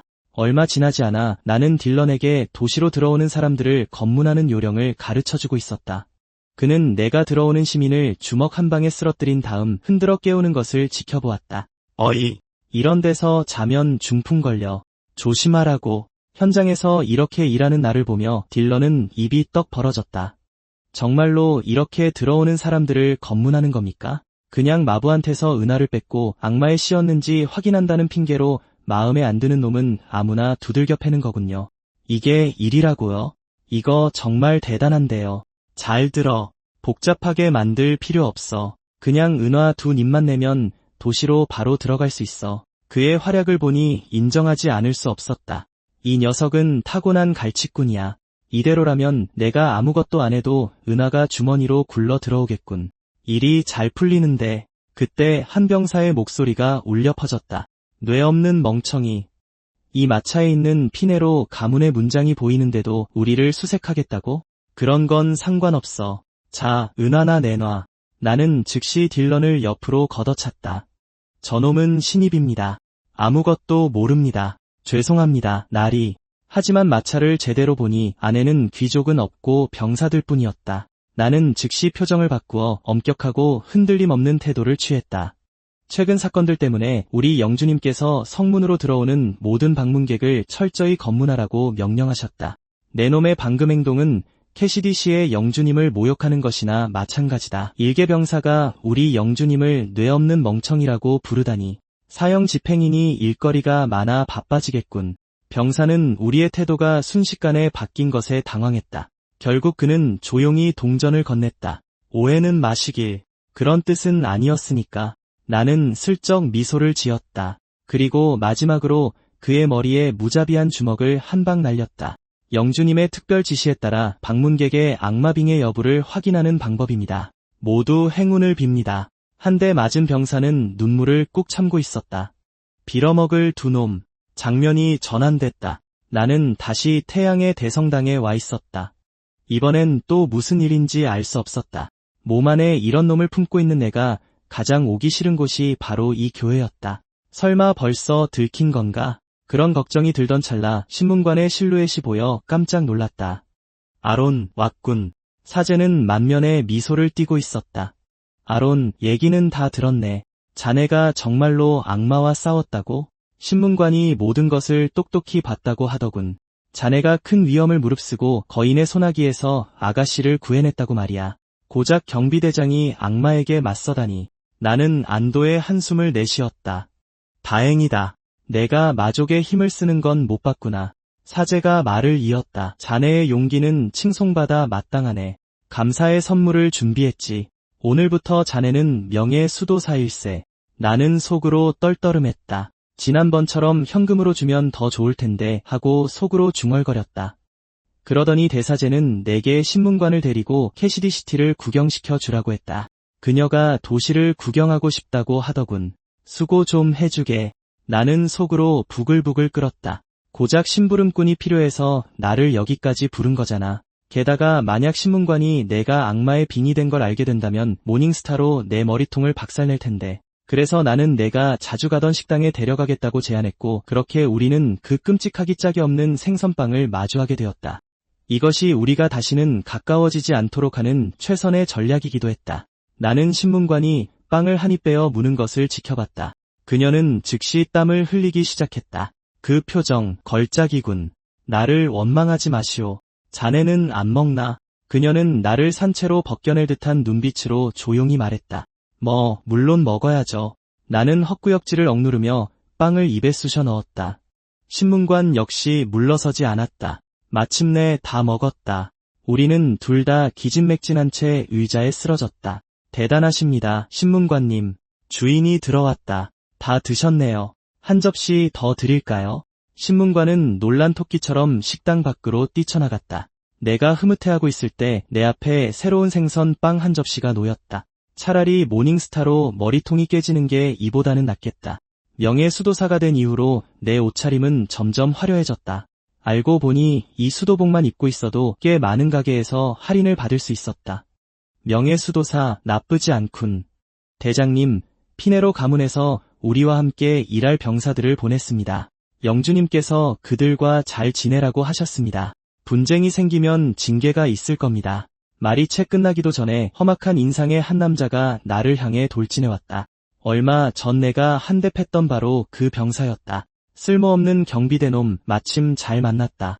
정말 그따위 말도 안 되는 핑계로 내 뒤통수를 칠 수 있을 거라고 생각했나? 주변의 경비대원들이 당황했다. 대장님, 명예 수도사로서 이런 일로 소란을 피우시면 안 됩니다. 그 말에 병사는 더욱 기세등등해졌다. 누가 좀 밀어붙이니 꽁무니를 빼는 건가? 천한 경비대 따위가 분수를 알아야지. 그 말에 나는 이성을 잃었다. 다음 순간 그는 방 저편으로 날아가고 있었다. 이건 분쟁이 아니야. 일방적인 폭행이지. 한참이 지나서야 그 병사의 대장이 천천히 정신을 차렸다. 한바탕 맞고 나니 그는 훨씬 얌전해졌다. 내가 기절했었나? 저 남자는 차원이 다른 놈이다. 저런 실력으로 썩을 사람이 아니야. 경비대장이라니. 저 정도 실력이면 귀족의 사병으로도 충분할 텐데. 그러니 내가 약한 게 아니라 저놈이 강한 거다. 장면이 전환됐다. 나는 다시 성문에서 정기 검문을 하고 있었다. 나는 갑자기 들어오는 사람의 뒤통수를 주먹으로 후려쳤다. 지켜보던 피네로 병사들은 완전히 어리둥절한 표정이었다. 저 사람 뭐 하는 거지? 하지만 그 순간 그 사람의 몸에서 보라색 기운이 뿜어져 나왔다. 감히 인간 따위가 악마의 뒤통수를 쳐? 두 병사는 믿을 수 없다는 듯이 쳐다봤다. 설마 저 방법이 진짜 통할 줄이야. 정말로 저렇게 악마를 가려낼 수 있구나. 나 자신도 놀랐다. 솔직히 그냥 재미로 해본 거였는데 얼마 지나지 않아 나는 그 삼류 악마를 완전히 박살냈다. 하지만 잦은 악마의 출현으로 캐시디시티는 심각한 불안에 휩싸이기 시작했다. 그리고 바로 그날 캐시디 시티의 최강자들이 한자리에 모였다. 악마의 가련한 울음소리는 나조차 동정심이 들게 할 정도였다. 이 중세 시대에서 시원한 맥주 한 잔을 마시려고 얼음을 만들기 위해 특별히 꼬마 마법사 하나를 들였다. 하지만 생각해보니 칸나를 냉장고로만 쓰는 건 좀 아까운 것 같다. 이 아이의 레벨을 올릴 방법을 좀 고민해봐야겠다. 한편 캐시디시로 마차 한 대가 다가오고 있었고 마부는 몹시 불안해 보였다. 그와 그의 승객들은 마차 안의 사람들에게 협박당하고 있었다. 그들은 도시에 들어가 그들의 보스가 지목한 목표를 찾으라는 명령을 받았다. 마부가 바라는 건 이 살아있는 악몽들을 내려주고 최대한 빨리 떠나는 것뿐이었다. 그는 활짝 웃으며 폴에게 먼저 인사를 건넨 뒤 은화 새잎을 내밀었다. 고생 많으십니다. 이건 입장료입니다. 바로 그때 딜런이 나섰다. 잠깐, 안에 병사 3명도 있지 않나? 그럼 추가 요금을 내야지. 폴이 나서려 했지만 마부는 당황했다. 부족하다면 더 드릴 수 있습니다. 그가 두려워한 것은 마차가 여기서 지체되면 안에 있는 미친 사람들이 무슨 짓을 할지 모른다는 것이었다. 그는 몰랐지만 계속되는 악마 목격 이후 캐시디시는 검문 방식을 바꿨다. 이제부터 마차 뒤에 앉은 승객들도 내려서 검문을 받아야 했다. 조금이라도 의심스러운 자는 일단 몽둥이로 머리부터 맞았다. 이 기습적인 방식은 당연히 마차 탑승자들의 거센 저항에 부딪혔다. 그들이 저항하려 하자 딜런은 즉시 그들이 모두 악마라고 소리쳤다. 수적 우위를 이용해 경비대와 병사들은 용의자들을 하나씩 제압했다. 장면이 바뀌었다. 나는 맛있는 얼음처럼 차가운 맥주를 즐기고 있었다. 나는 가장 따뜻한 미소를 지으며 작은 얼음 기계를 불렀다. 칸나, 지금 할 수 있는 마법이 뭐가 있지? 내가 물었다. 소녀는 하나씩 읊었다. 마법 주사위, 음료 차갑게 하기, 그리고 간단한 투시 마법 정도요. 나는 눈썹을 치켜 올렸다. 누가 마법을 가르쳐줬지? 어떤 도박 중독자요. 그나저나 학교에 다닌다고 해도 과연 새로운 마법을 배울 수 있을까? 칸나는 내 표정의 미세한 변화를 감지하고 황급히 설명했다. 다들 제가 배우는 게 정말 빠르다고 하고 한나 언니도 제가 설거지를 아주 잘한다고 했어요. 그러니까 저를 버리지 마세요. 나는 고개를 저었다. 버린다 같은 말 하지 마. 듣기 안 좋다. 요점은 내가 마법을 더 잘하고 싶어 한다는 거지. 그렇지. 소녀의 눈이 결의에 차 빛났다. 네. 뭐든지 시켜만 주세요. 딜런의 이상한 기운에 물들었나 보군. 하지만 아직 말씀드리지 않은 게 하나 더 있어요. 칸나가 조용히 말했다. 그녀가 말을 꺼내기도 전에 누군가 문을 박차고 들어왔다. 형님, 큰일 났어요. 우리가 체포했던 놈들이 전부 탈옥했어요. 소문에 따르면 검문 중 체포된 자 중 하나가 나무 족쇄를 물어뜯고 탈출했다고 한다. 심지어 무기 하나 없이 무장한 병사들을 쓰러뜨렸다고 했다.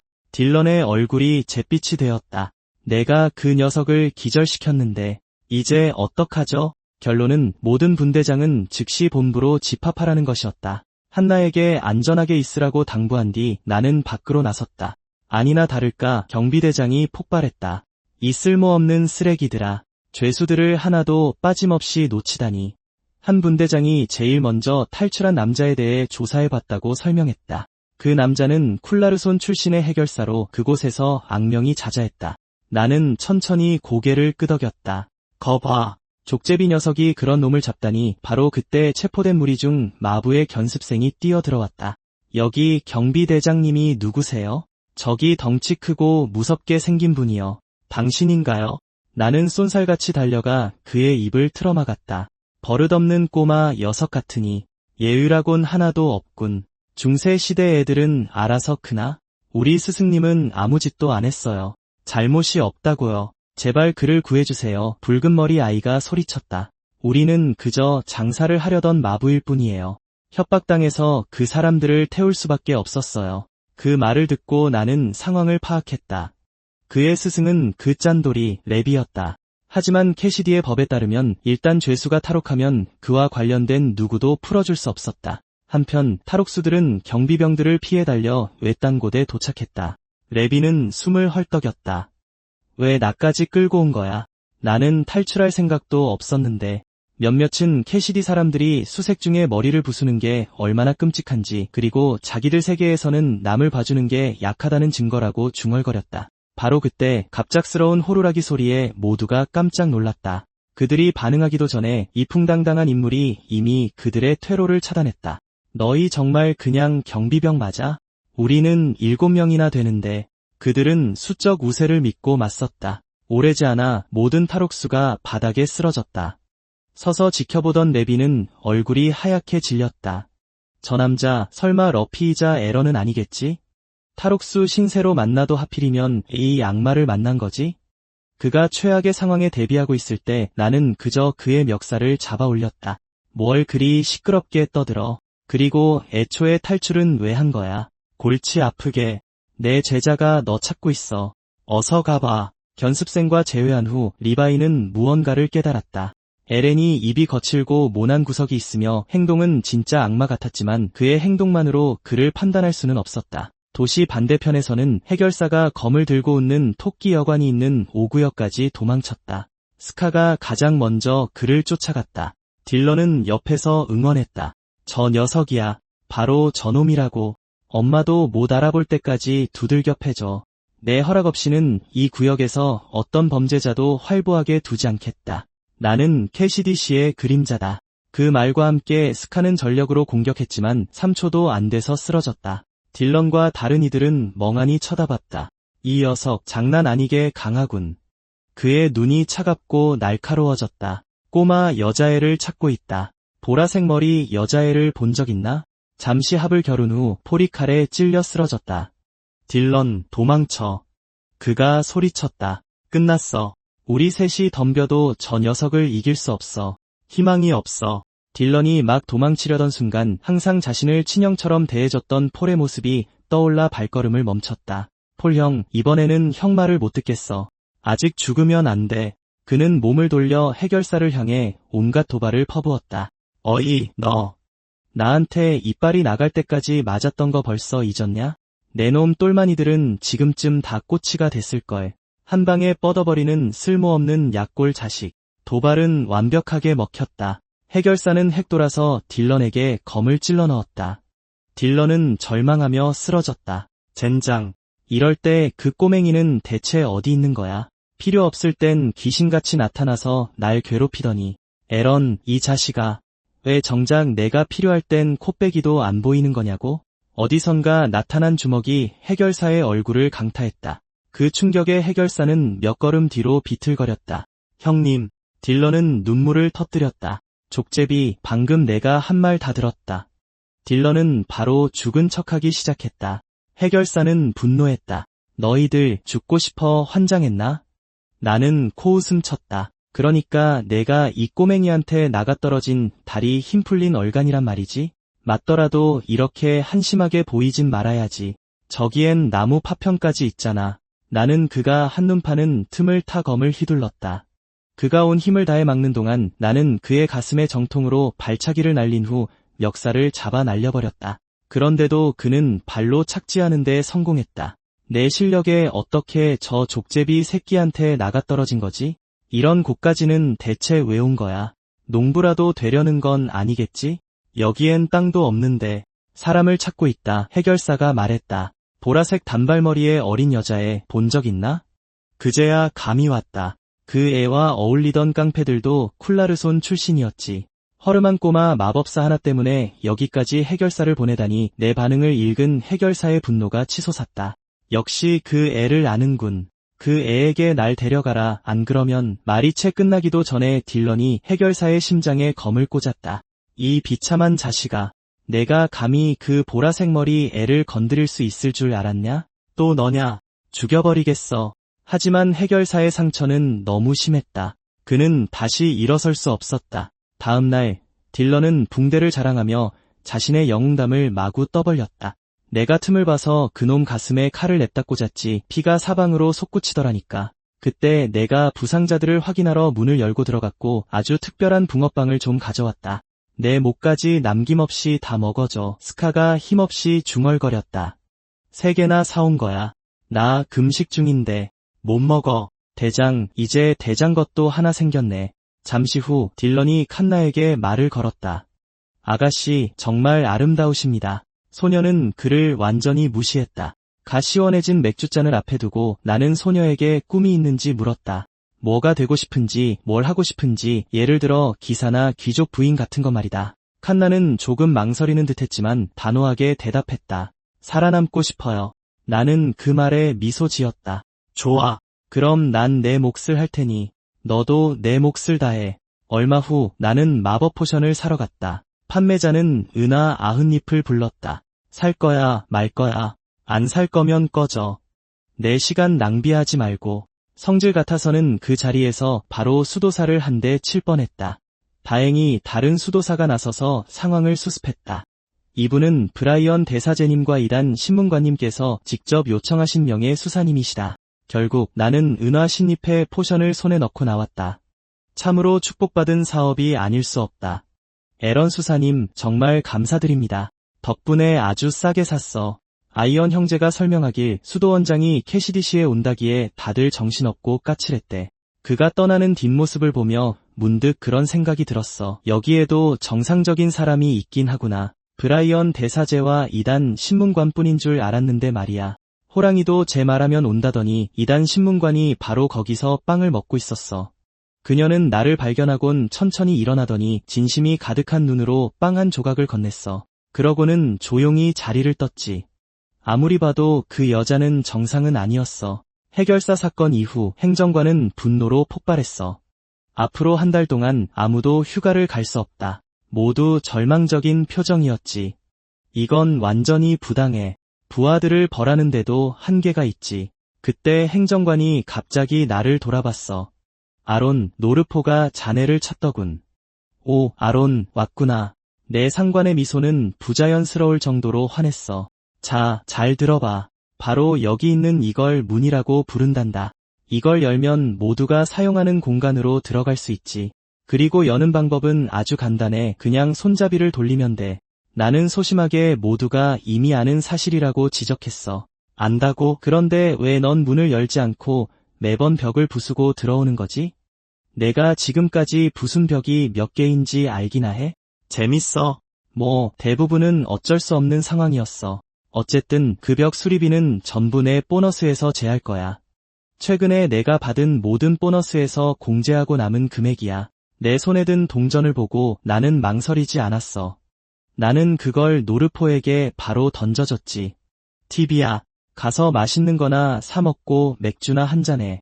이 사무실에 처박혀 있으면 미쳐버릴걸. 그리고 이번엔 문을 부수지 않았어. 그날 오후 나는 평소처럼 순찰을 나섰어. 합법적으로 돈을 뜯을 수 있는 성문 검문만큼 재밌지는 않았지. 하지만 순찰도 나름의 매력이 있었어. 매일 중세 사람들은 아주 사소한 일로 문제를 일으키곤 했거든. 젊은 남자 둘이 막 주먹다짐을 하려 할 때 내가 시익 웃으며 끼어들었어. 좋아. 둘 다 진정해. 싸움에서 이기는 놈이 옳은 거야. 은화 한 입 걸지 키 작은 놈이 이긴다. 아이들 한 무리가 정신없이 달려갔어. 아론이 온다. 모두 도망쳐. 잡히면 잡아먹힐 거야. 캐시디의 아이들은 내가 무슨 산속 트롤이라도 되는 줄 알았어. 막 지루해지려던 참에 근처에서 말다툼이 벌어졌어. 너희 셋 중 하나가 내 은수저를 훔쳤어. 누구야? 오, 아론. 마침 잘 왔어. 이 일 좀 해결해줘. 이 사람들이 내 은국자를 훔쳤어. 대대로 우리 집안에 내려오는 거라고. 내가 아니야. 고블린 남자가 소리쳤어.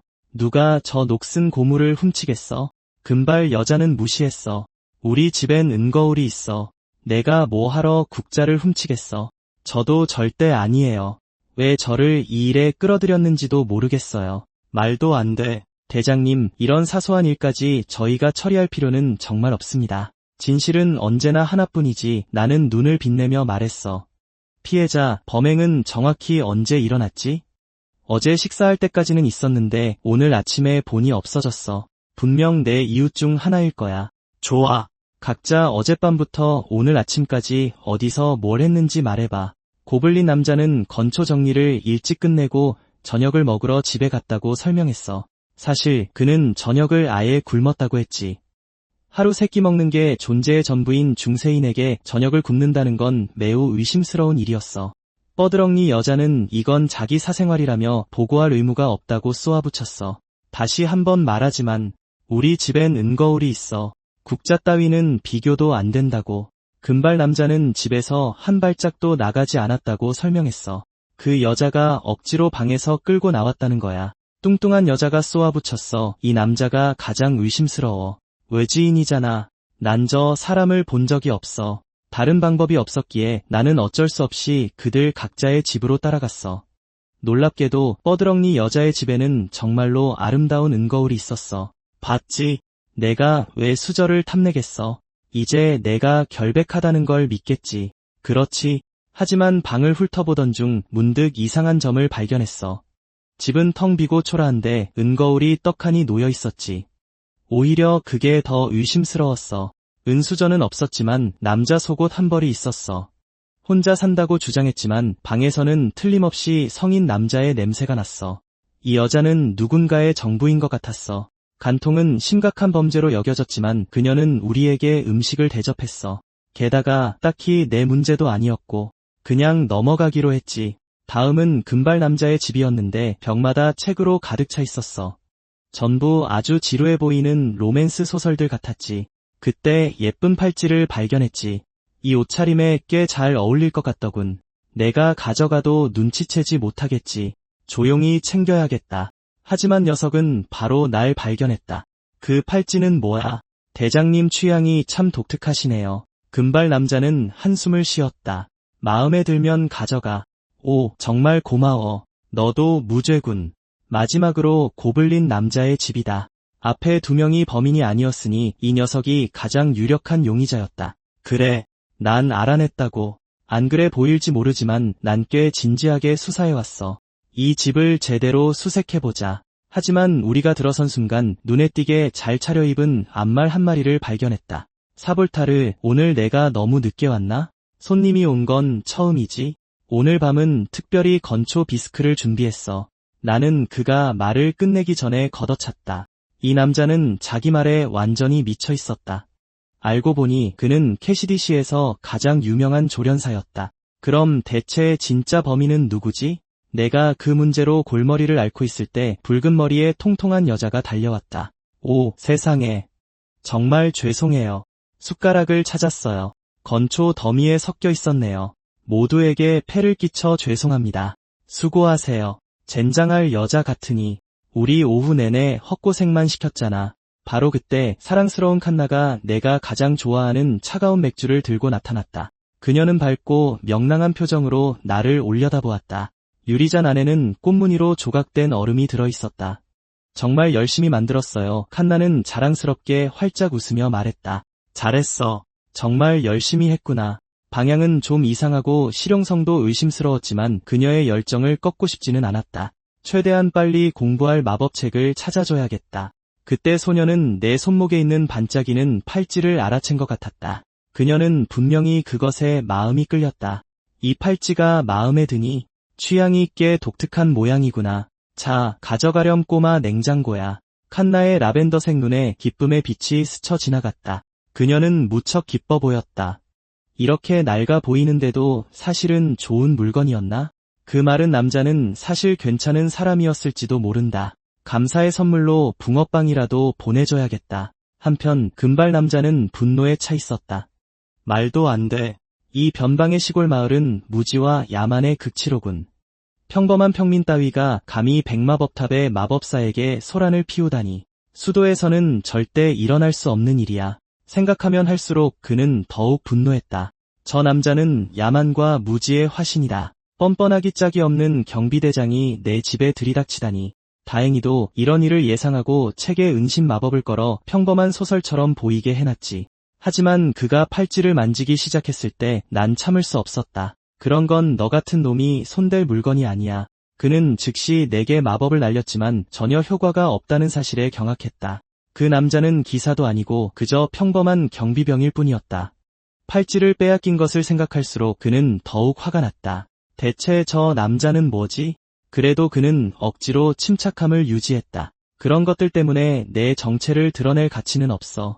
내 임무는 처음부터 끝까지 마법의 총알을 연구하는 것이다. 다음 날 피네로 가문의 귀족이 캐시디시에 도착했다. 피네로 가문의 장남인 그는 차가운 눈으로 들어와 우리에겐 눈길 한 번 주지 않았다. 우리는 고개를 숙일 수밖에 없었다. 속으로 투덜거리지 않을 수 없었다. 귀족들은 정말 참을 수 없는 족속이다. 두 번째 마차는 쿨라르손에서 온 사람을 태우고 있었다. 그 젊은 남자는 자신을 쿨라르손에서 온 3급 행정관 슌이라고 소개했다. 그는 수배범을 인수하러 왔다고 말했다. 그 뒤에 있는 마차의 주인 또한 상당한 지위의 인물로 보였다. 그에게서는 차분한 권위가 느껴졌다. 복장을 보니 당신이 명예수사 아론이겠군요. 태양의 가호가 함께하길. 말을 건넨 사람은 틀림없이 대수도 원장이었다. 내가 읽은 보고서와 일치하는군. 진실한 신앙을 가진 남자야. 언제 한번 제대로 이야기 나눠야겠어. 이렇게 많은 중요 인물들이 한 번에 도착하다니. 이번 임무는 바빠지겠군. 노르포가 나를 찾아와 범인을 슌이에게 넘기라고 말했다. 나는 가방에 손을 넣어 피에 젖은 자루를 꺼냈다. 이게 쿨라르손의 해결사다. 아니, 그의 일부지. 다른 두 놈의 머리도 여기 들어있다. 한바탕 구역질을 한 후 슌이는 수배범들이 처리된 것에 안도했다. 이놈은 워낙 악명이 높아서 우리가 늑대 망령이라고 불렀습니다. 그가 속한 조직은 수많은 범죄를 저질렀죠. 조직이라 그러고 보니 그는 칸나를 찾고 있었다. 나중에 사람을 더 보낼지 모르겠군. 맛집 탐방을 좋아하는 슌이가 괜찮은 식당을 추천해달라고 했다. 나는 그를 그곳으로 데려가면서 쿨라르손의 그 조직에 대해 캐묻기로 했다. 맛있는 케이크에 슌이는 진심으로 기뻐했다. 그는 론 울프 사태 이후로 컬러슨의 모든 사람들이 예민해져 있다고 설명했다. 그 조직은 알 수 없는 이유로 더욱 잔인해졌다고 한다. 론 울프는 컬러슨의 3대 조직 중 하나였다. 다른 두 조직은 콜드 쇼트소드와 큐트 레빗이었다. 울프 레이스는 론 울프 소속의 해결사였다. 나는 론 울프의 두목은 어떤 사람이냐고 물었다. 필립이라는 남자로 어느 귀족의 첩의 아들이었는데 정실 후계자를 독살하려다 실패해 추방당했다고 한다. 하지만 그에 대해 가장 무서운 점은 그의 소유욕이다. 하루는 콜드 쇼트소드 조직원이 필립 소유의 식당에서 식사를 하다가 장난으로 진열된 값싼 장식용 단검을 가져갔다. 필립은 그것을 전혀 장난으로 여기지 않았다. 그는 그 검을 되찾는데 모든 것을 쏟아부었다. 진짜 늑대처럼 한번 먹잇감을 물면 숨이 멎을 때까지 놓아주지 않는다. 그 말은 그가 꼬마 냉장고를 자기 소유물로 여긴다는 뜻이었지만 그가 모르는 게 있었다. 잘못된 것을 물면 머리통의 이빨이 전부 뽑혀 나갈 거라는 것을. 아무래도 내가 직접 그 도시에 가야 할 것 같았다. 그래서 나는 오렌지를 팔러 컬러슨으로 향하는 노르포의 마차에 편승했다. 노르포는 내 기행에 익숙해진 지 오래였다. 수년간 나는 엄청난 공을 세웠지만 경비대 분대장이라는 작은 역할에 만족하고 있었다. 그녀에게 내 이유는 그다지 분석할 필요가 없었다. 그녀가 신경 쓰는 것은 오직 루피와 아론이 캐시디시에 머무는 것뿐이었으니까. 그렇게 컬러슨으로 가는 마차는 출발했다. 한적한 캐시디시와 비교했을 때 컬러슨은 비교할 수 없을 정도로 활기찼다. 노르포는 이 기회에 대도시를 구경하라고 제안했지만 문제를 일으키지 말고 드나들 땐 정문을 이용하라고 신신당부했다. 그녀가 모르는 사실은 내가 오늘 밤 론 울프의 두목을 처리할 계획이라는 것이었다. 슈나이는 멍하니 쳐다봤다. 그는 내가 농담하는 줄 알았다. 뭐 마음대로 해. 가서 처리해버려.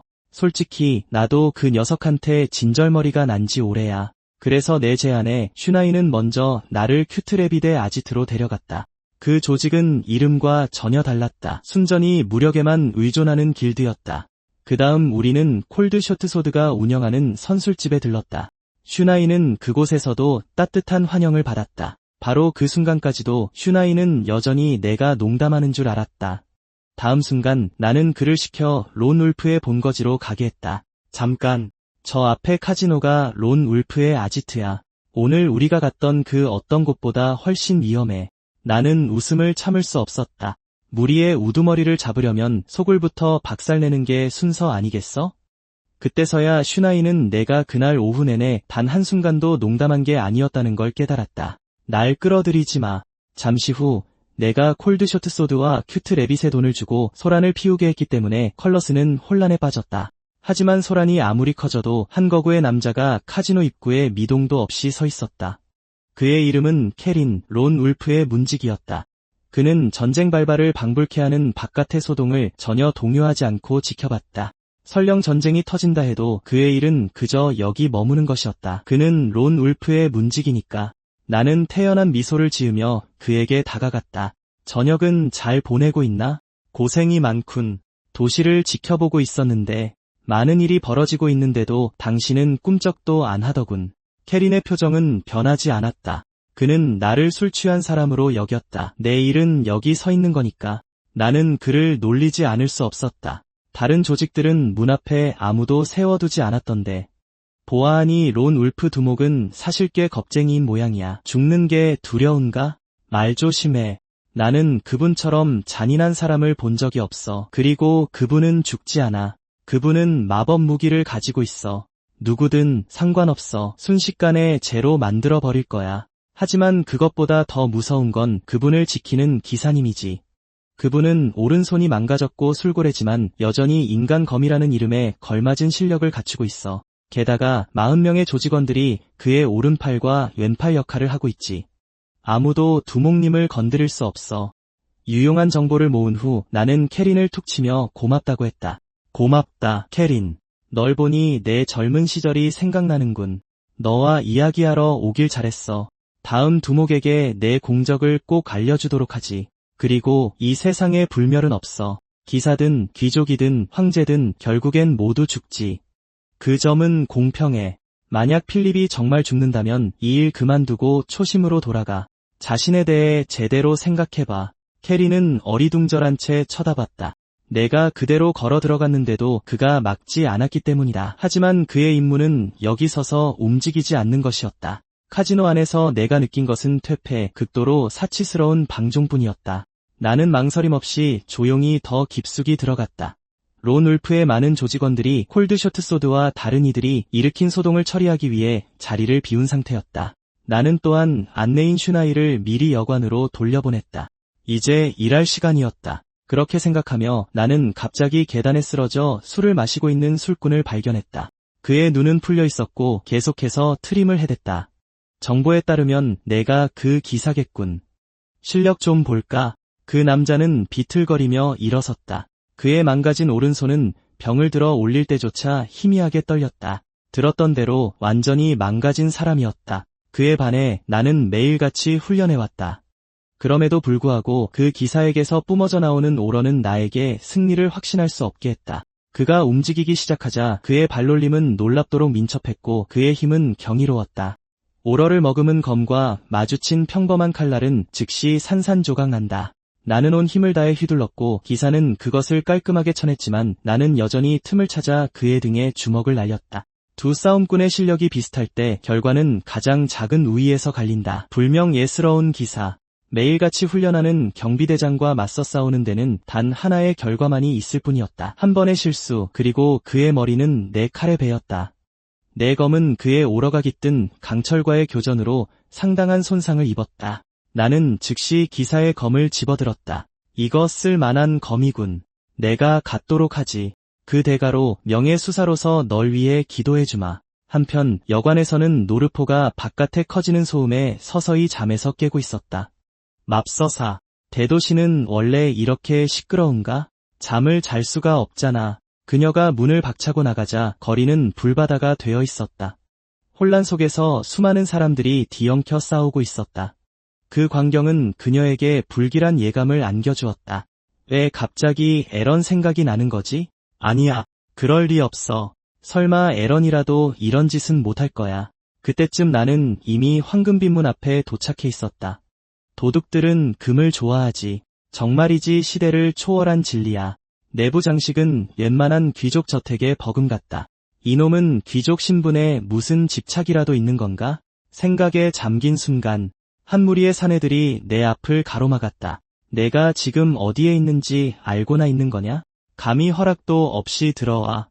사천왕님들께 걸렸으니 순순히 걸어나갈 생각은 마라. 나는 실소를 터뜨렸다. 사천왕, 내 말이 새끼 돼지겠지. 내 말이 새끼 돼지들이 움직이려던 찰나 필립이 나서서 그들을 막았다. 이 방엔 어떻게 들어온 거지?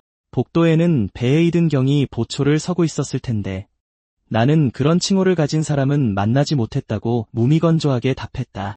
그러자 보스는 단번에 그 검을 알아봤다. 아깝군. 그 기사에게 돈을 꽤 많이 썼는데 나한테 원하는 게 뭐지?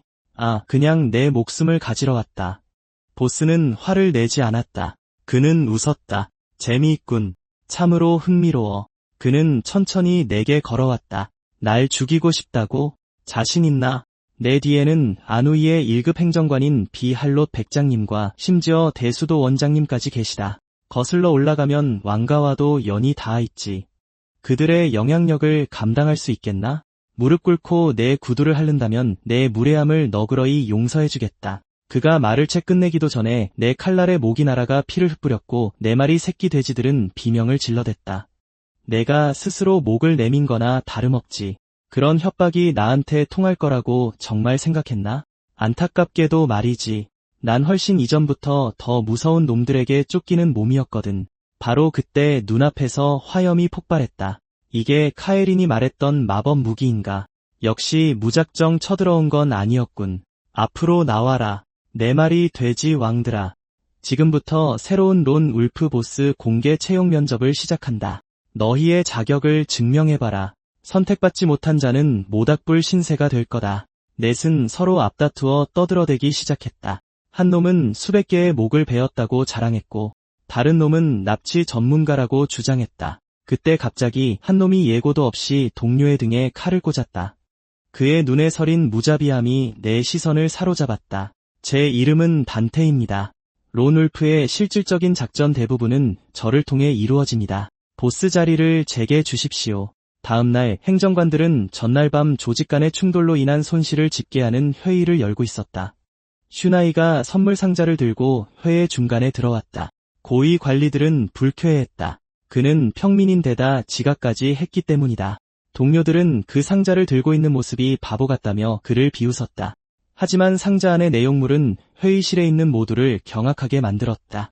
안에는 틀림없는 필립과 다른 론 울프 조직원들의 머리가 들어있었다. 필립을 찾을 필요 없습니다. 필립은 바로 여기 있으니까요. 전날 밤 단테는 내게 앞으로 론 울프를 어떻게 해야 할지 물었다. 알아서 해. 아무도 꼬마 냉장고를 찾으러 오지 않는 한 난 내 할 일을 다 한 거니까. 아, 그리고 3급 행정관 슈나이도 잘 챙겨줘. 문지기 카에린도 마찬가지고. 이제 가서 뭔가 가치 있는 걸 만들어봐. 새로운 보스. 단테는 망연자실했다. 그럼 돌아가시면 정기적으로 보고를 올리고 보고 때마다 은화 몇 입을 함께 보내겠습니다. 돌아오는 길에 노르포는 내가 쿨라르 손에서 사고를 쳤는지 물었다. 그 갑옷은 다 뭐였냐고 말이다. 어쨌든 우리가 웃고 떠드는 동안 무언가가 저 앞에서 우리 마차를 노려보는 것 같았다. 돌촉 화살이 마차 벽을 그대로 뚫고 들어왔다. 매복에 걸린 것 같군. 용병들조차 쓰기 부끄러워할 조잡한 화살들이었다. 이런 탄약을 쓸 놈들은 고블린밖에 없다. 주변을 훑어보니 대략 20마리 정도 근처에 고블린 부락이 있는 모양이다. 망설임 없이 검을 뽑아 놈들을 베었지만 뭔가 이상했다. 보통 고블린이라면 대여섯 마리만 쓰러져도 나머지는 포기하고 흩어졌을 것이다. 이놈들은 더 공격적이었다. 시야에 들어온 모든 고블린을 쓸어버리는 데는 오랜 시간이 걸리지 않았다. 칼날에 묻은 검은 피를 보며 이놈들이 무언가에 조종당했다는 것을 깨달았다. 이건 분명 흑마법의 흔적이었다. 이미 흑마법사가 캐시디시에 잠입한 전적이 있었기에 우리는 곧장 캐시디로 돌아가기로 했다. 거기 도착하면 무슨 일인지 알게 되겠지.